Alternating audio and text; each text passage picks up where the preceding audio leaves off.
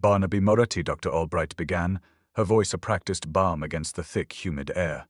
The room itself felt wrong, a mausoleum draped in floral wallpaper the color of dust.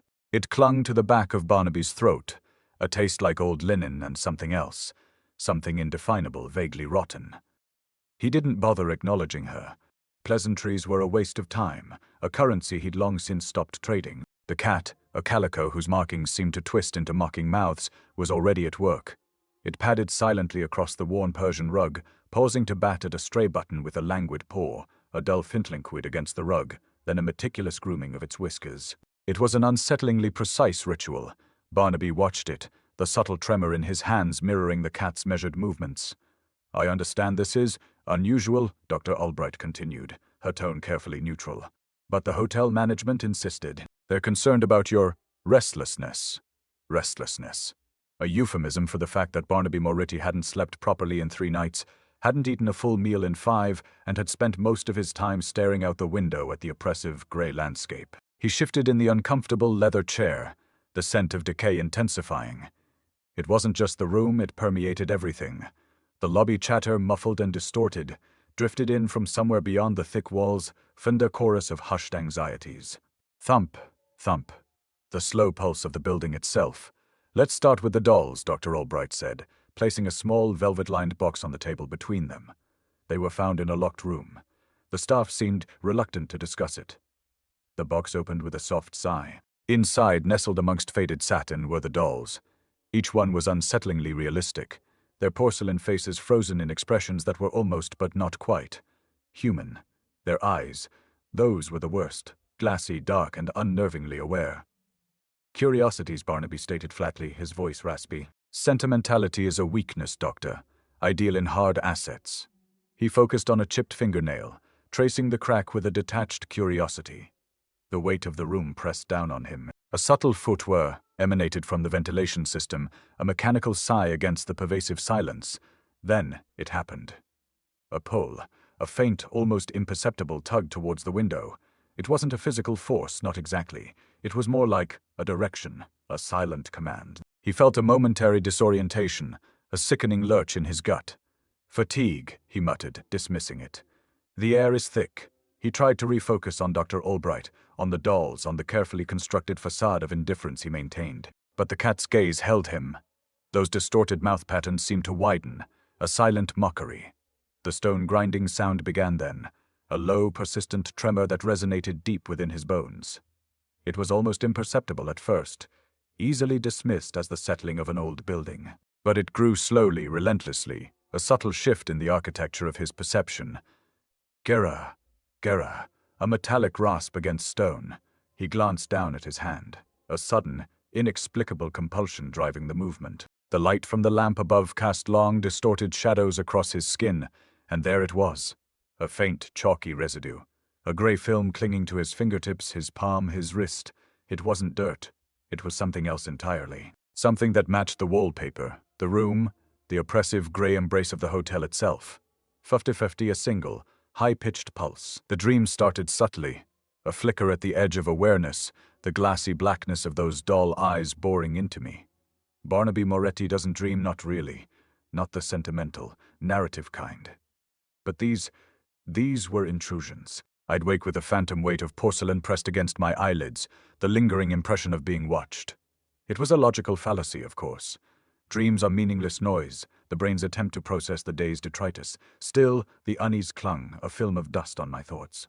I forced myself out of bed, the carpet yielding with a muffled sigh beneath my weight.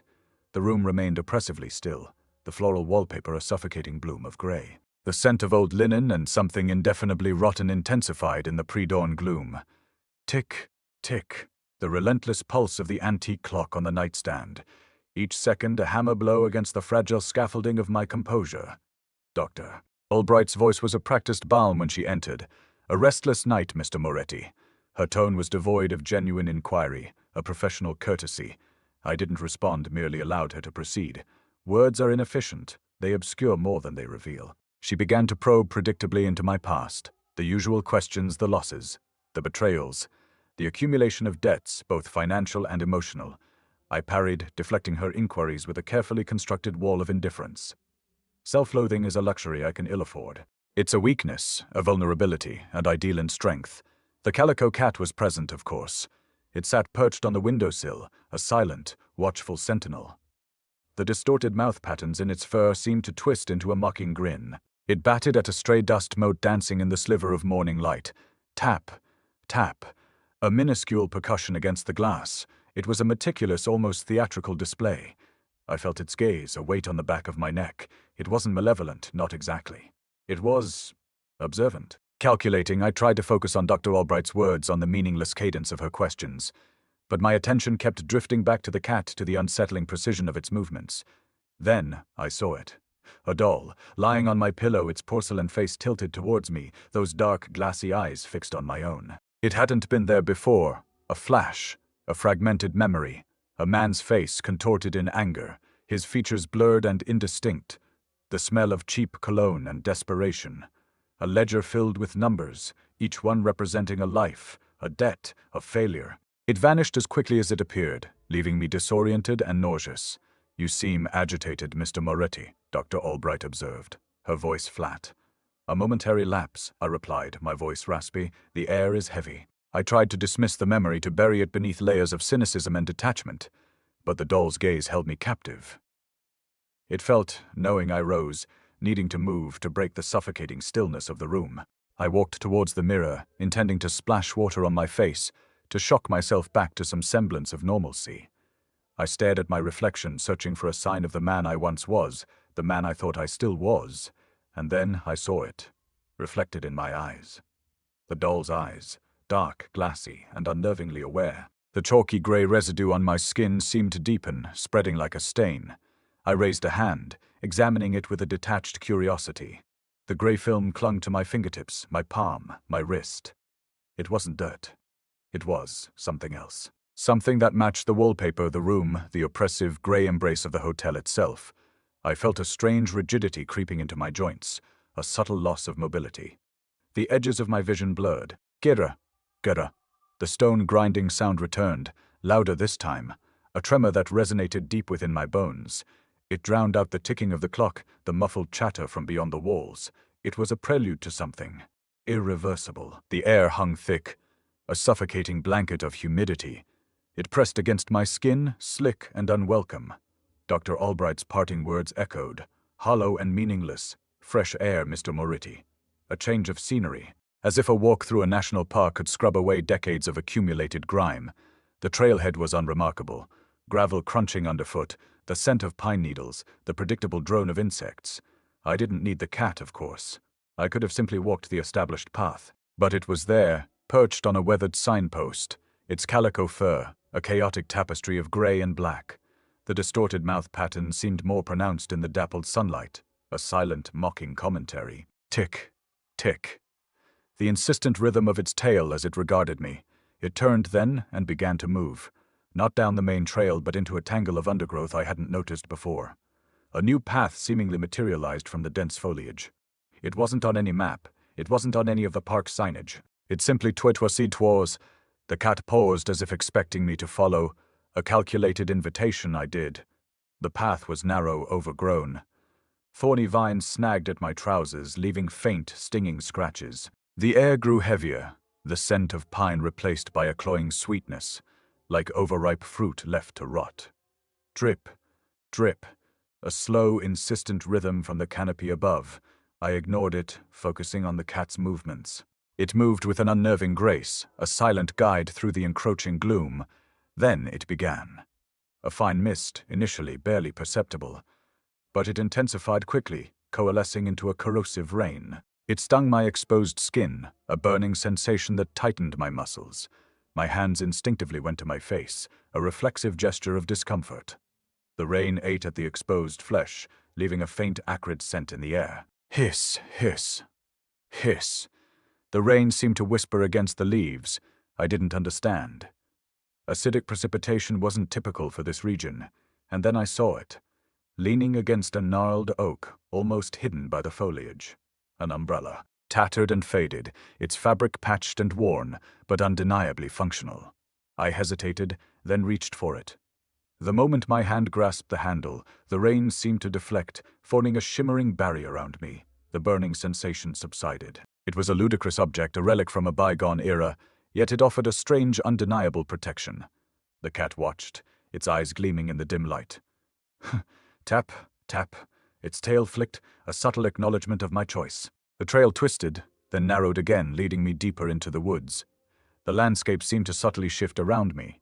Familiar landmarks disappeared, replaced by unfamiliar formations. Trees appeared and vanished. Trails branched and merged in illogical patterns. It was as if the forest itself was rearranging itself, deliberately guiding me. "Barnaby," a voice cut through the oppressive stillness. Dr. Albright's voice somehow carried through the dense foliage. "Barnaby, please return. This is unwise." I ignored her. Words are inefficient. They are a distraction. The chalky gray residue on my skin felt more pronounced now, clinging to my pores, a tangible manifestation of the encroaching stillness. The rigidity in my joints worsened, a subtle stiffness that made each step an effort. The edges of my vision blurred, the world tilting on a precarious axis. Teva, geva, geva. The stone grinding sound returned, a low resonant tremor that vibrated through the ground, through my bones. It was louder now, more insistent, a relentless pulse driving me forward. The path opened into a clearing, and beyond the clearing, a forest. Not the familiar sun-dappled woods I had been traversing. This was something else entirely. A dense, unnaturally dark expanse, the trees towering like skeletal giants, their branches intertwined, blotting out the sky. It radiated an almost palpable sense of wrongness. The cat sat at the edge of the clearing, its silhouette a dark, watchful presence against the encroaching gloom. It did not move. It simply watched Ev. I realized then that I wasn't walking a path. I was being led, manipulated, and the realization was accompanied by a new sound. Faint at first, barely audible above the grinding tremor, but growing steadily louder. Foodie buzz. Buzz. A high-pitched insect, like buzzing that seemed to resonate deep within my skull. The crawling began subtly. A phantom tickle beneath the surface of my skin, easily dismissed as a stray leaf or a lingering itch. But it persisted. It amplified. Now, it was a constant, unsettling awareness of something tween-moving, something unseen skittering across my flesh. The full rustle. Rustle. A dry, papery sound that seemed to emanate not from the surrounding foliage, but from within my own dermis. I shifted, attempting to dislodge the sensation. The chalky gray residue felt thicker now, a granular film coating my skin. It clung to the sweat beading on my forehead, forming a gritty paste. I touched my arm, expecting to feel the familiar texture of skin. Instead, my fingers encountered a rough, almost stony surface. A fleeting, disorienting moment of tactile confusion. "Moretti, Doctor." Albright's voice, a strained echo in my memory. "You're projecting the dolls. They represent your guilt, your regrets. Guilt, regrets, meaningless abstractions." I'd built my empire on calculated risks, on exploiting vulnerabilities. Sentiment was a liability. Yet, the faces of those dolls, they lingered. Their eyes, those disturbingly realistic eyes, seemed to bore into me accusing, knowing. I tried to recall the faces of my debtors, the contracts I'd signed, the promises I'd broken. The details were elusive, fading like old photographs left in the sun. The cat watched from the edge of the forest, a silent, unsettling observer. Its tail tick, tick, tick, a metronome marking the passage of some unseen, ominous time. I noticed it then, the collection. A small pile of buttons gathered beneath a gnarled root, each one unique, each one strangely familiar. Mother of pearl, bone, tarnished brass, jet black onyx. They gleamed dully in the filtered light, like miniature polished tombstones. I knelt, drawn to the display. The crawling intensified, a frantic skittering beneath my skin. Rustle, rustle, rustle, louder now, almost a chorus. I picked up a button, a small, intricately carved piece of ivory. A merchant's crest, I thought. A fleeting recognition, a forgotten transaction. A name, a face, a sum of money, all just beyond the reach of my memory. "It is a coping mechanism, Mr. Moretti," Albright continued in my mind, her voice a persistent drone. "A way to externalize your anxieties." Anxiety was a luxury I couldn't afford. I needed control. I needed control. I needed clarity. I needed to remember. I scanned the collection again, searching for a pattern, a connection, a key to unlock the fragmented memories. Each button felt heavy in my hand, a tiny weight dragging me further into the encroaching gloom. Then I saw it. A button identical to the one I held. I glanced down at my coat. and there it was, affixed to the lapel, almost imperceptible against the grey fabric. A perfect match. The crawling reached a fever pitch, a frantic, desperate scramble beneath my skin. Fiddy, rustle, rustle, scuttle, scuttle. For sound was deafening now, drowning out the drip of the rain, the whisper of the wind. My fingers trembled as I reached up to touch the button on my coat. The texture felt wrong, not the smooth, polished surface I expected, but rough, granular, like the residue coating my skin, like the surface of a stone. I looked down at my hand, at my arm. The grey discoloration was spreading, creeping up my wrist, obscuring the veins beneath. The cat emitted a low, guttural sound, a rumbling purr that vibrated through the clearing. It wasn't a sound of contentment, it was a sound of anticipation. Buzz, buzz. A faint, high-pitched hum began, resonating deep within my skull. It grew rapidly, escalating into a series of pulses. Buzz, buzz, buzz. A relentless, accelerating rhythm that threatened to shatter my sanity. The forest seemed to constrict around me, the trees leaning inward, their branches forming a cage. Buzz, buzz, buzz, buzz, buzz, buzz, buzz, buzz, buzz. The scream tore through the stillness, a fractured echo bouncing off the damp foliage. It wasn't a scream of pain, not precisely. It was a scream of surrender, a desperate expulsion of air choked with something unspoken. It resonated within me, a phantom vibration against my ribs, Moretti focus. Albright's voice, a brittle thread in the rising tide of disorientation. Fragmented memories are unreliable, Barnaby. They're reconstructions, not recordings. The image solidified, a brutal tableau flickering behind my eyelids. A room dimly lit, the air thick with the smell of cheap whiskey and desperation. A man slumped against a velvet chair, his face contorted in a silent plea. The details were hazy, distorted, like looking through a rain-streaked window. But the eyes were unmistakable. The same disturbingly realistic eyes as the doll's. They bored into me, accusing. He was a debtor, one of many. A failed merchant, a gambler's ruin, a foolish investment. I'd offered him a lifeline, a chance to salvage what remained of his crumbling empire. He'd failed to repay. The memory fractured again, the man's face dissolving, reforming into the grotesque, painted visage of one of the dolls, a mocking parody of humanity. You're projecting, Barnaby, Albright's voice, insistent, almost pleading. You're conflating your actions with your anxieties, a weakness. I'd cultivated a reputation for ruthlessness.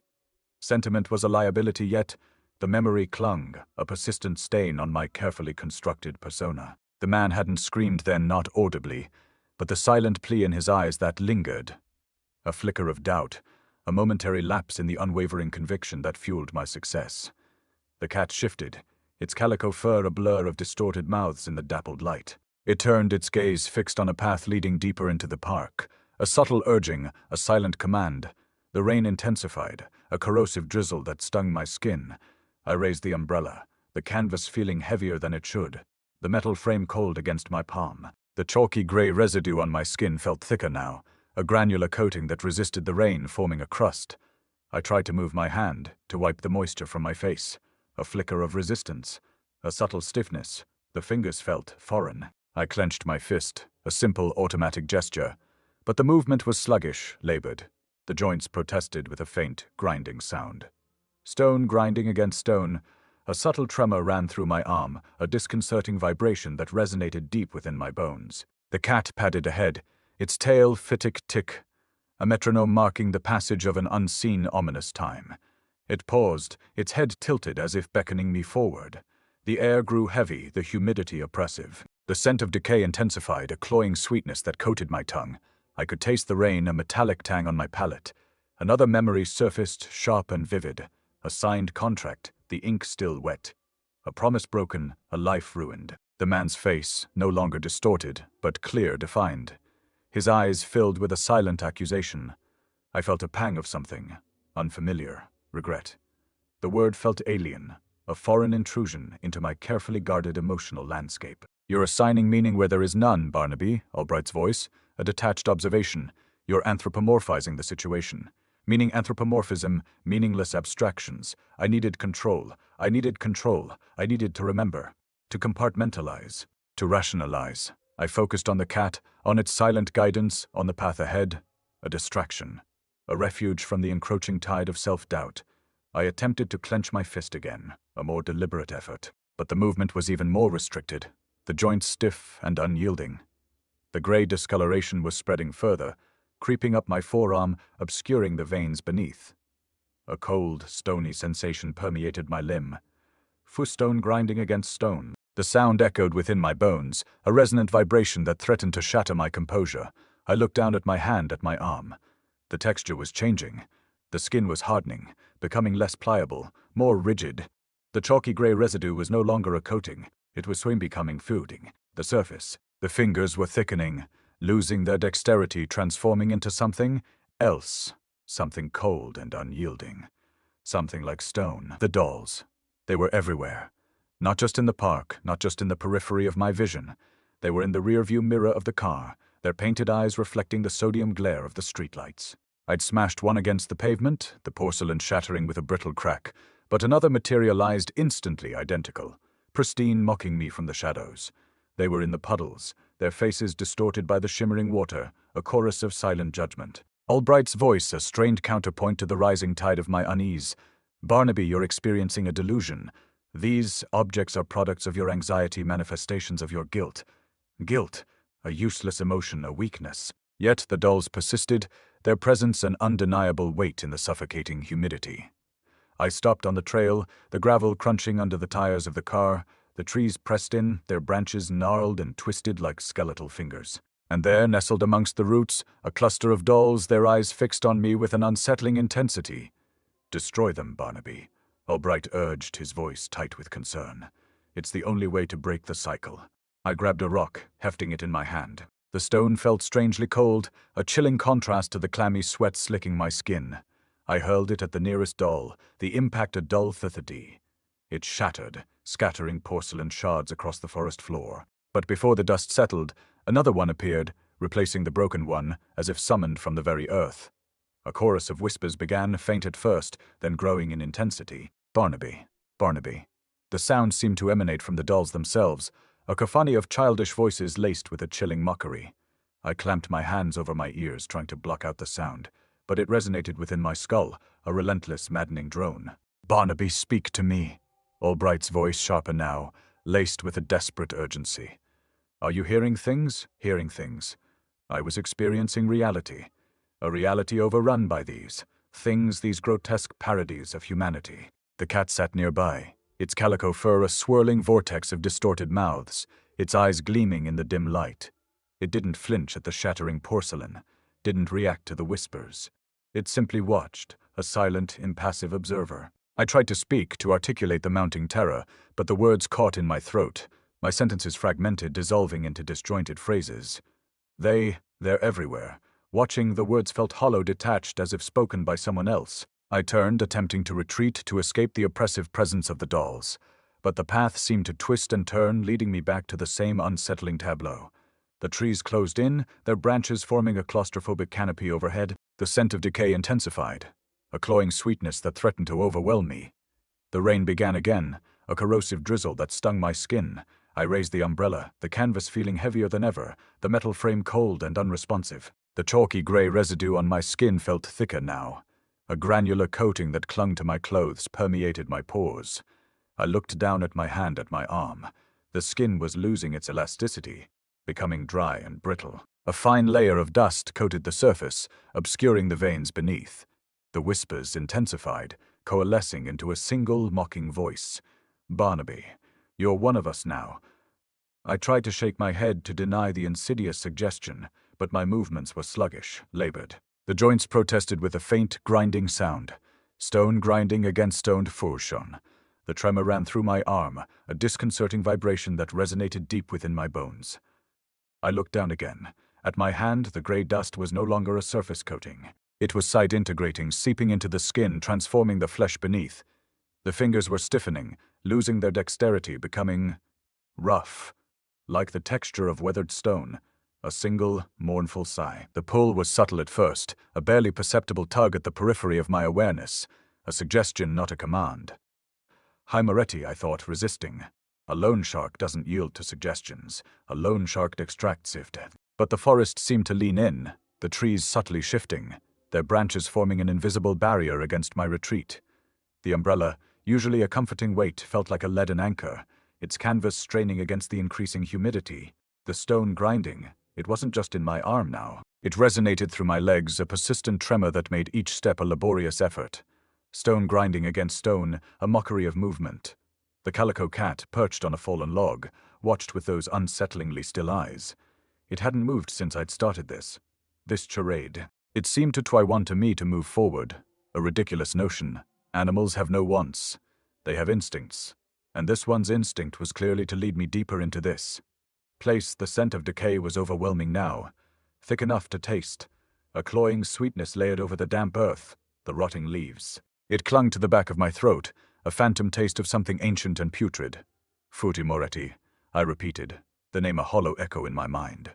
I focused on the memory of a ledger, the crispness of the paper, the satisfaction of a closed deal, anything to anchor myself to reality. The ground began to slope downwards, the trail disappearing into a deepening depression. The trees grew denser, their branches intertwining to blot out the already fading light.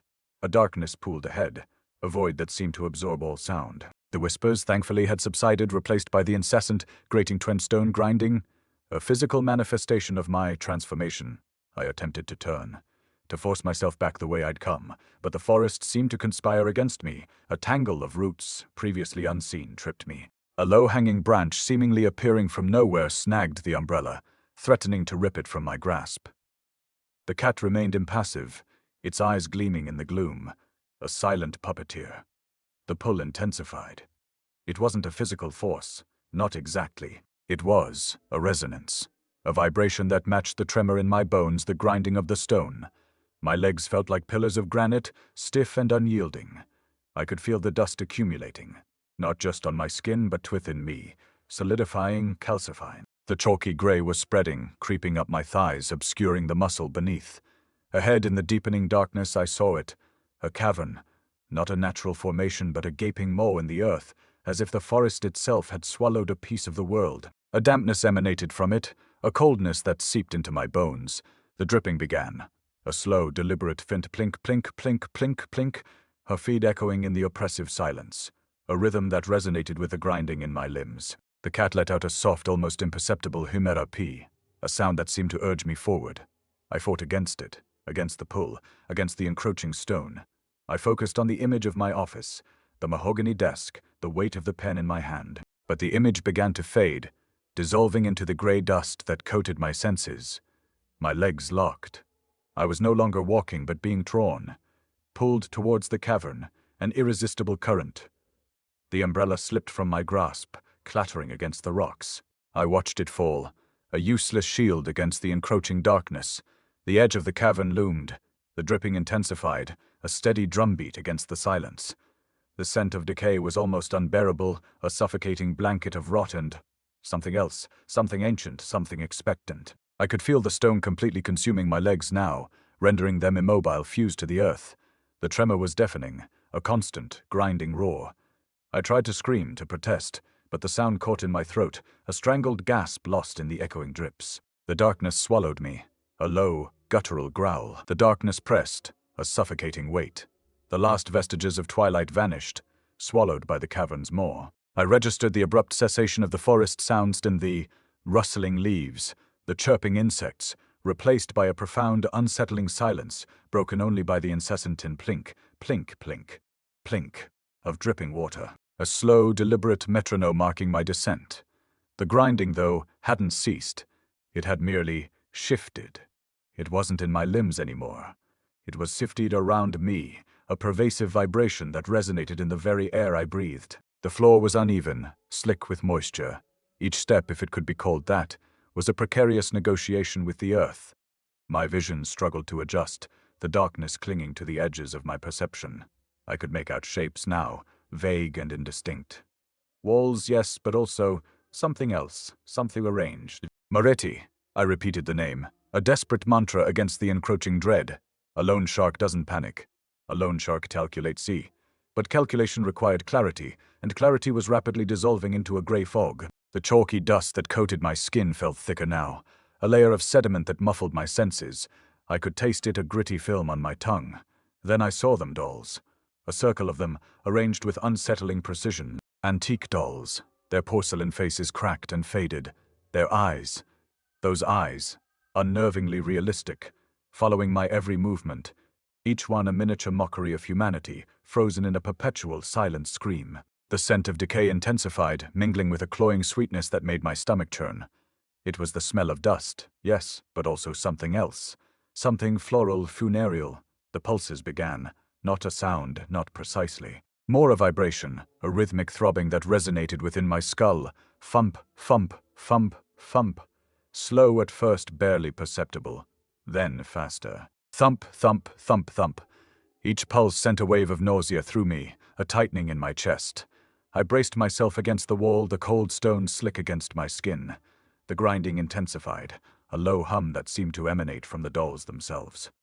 I risked a glance upward. The cat, perched on a ledge high above, its calico fur blending with the shadows. Those eyes, still, unblinking. The patterns, seedy. The distorted mouth seemed to widen, a silent, mocking grin. A ridiculous notion.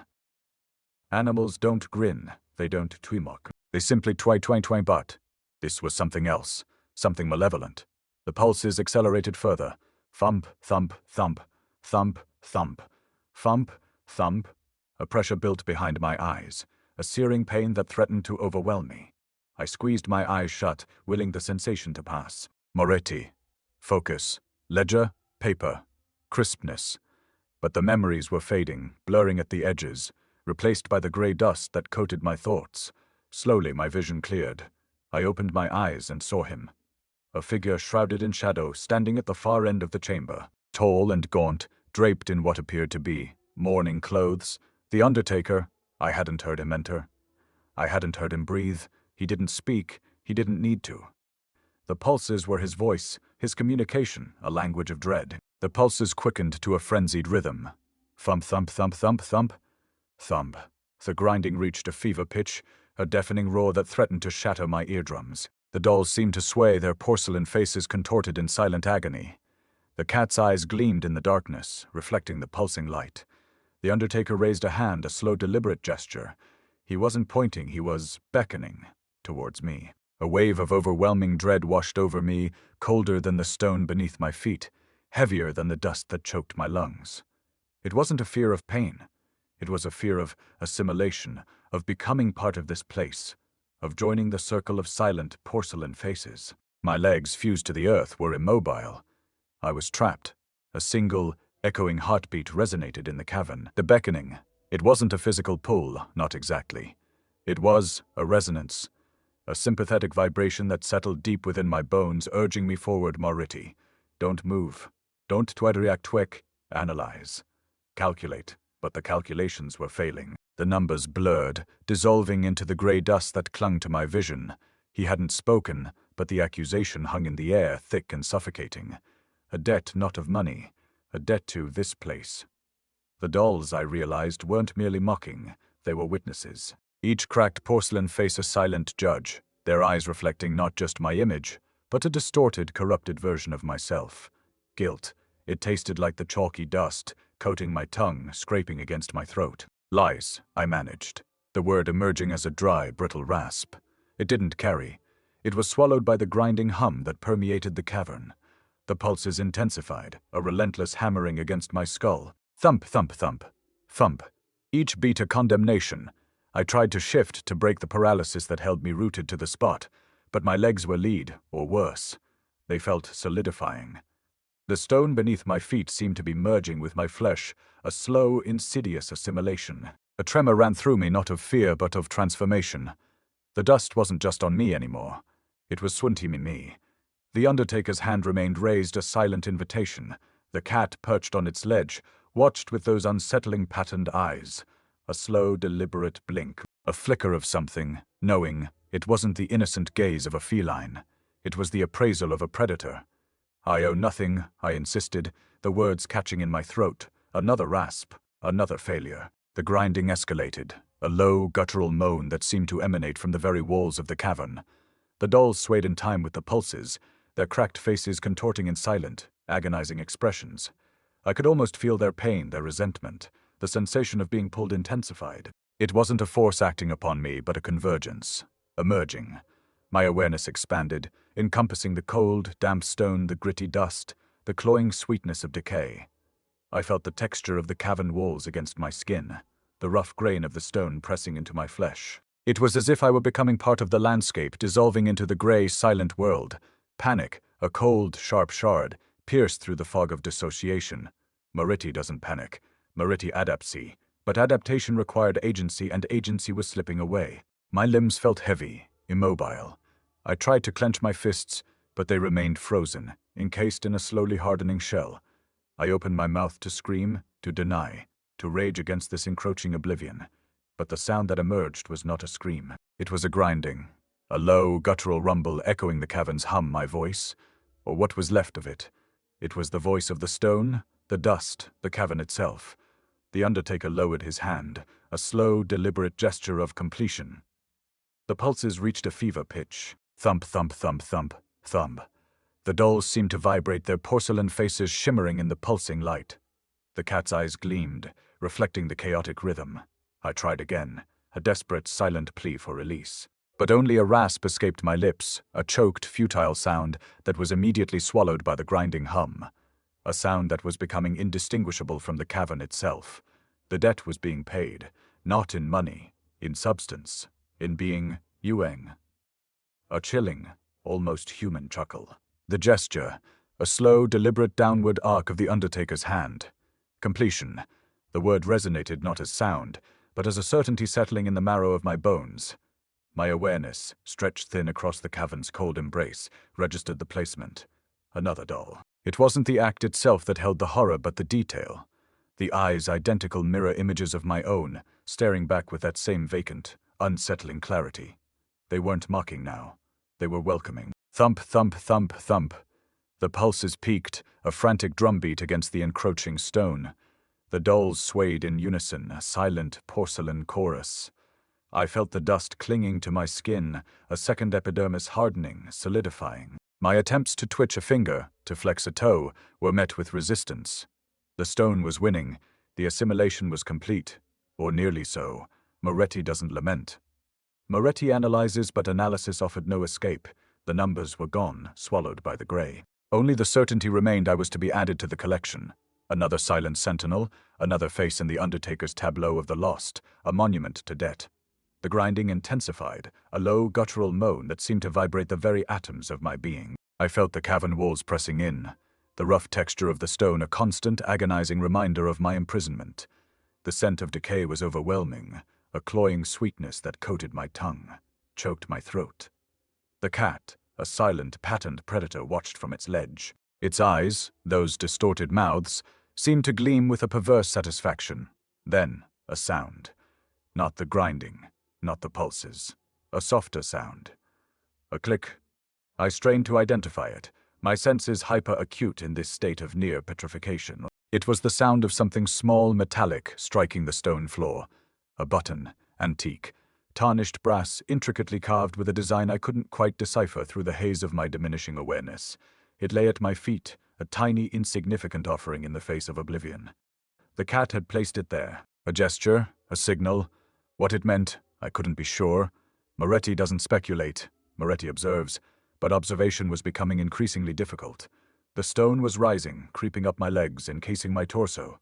My lungs felt heavy, constricted. Breathing was becoming a conscious effort, each inhalation a painful rasp.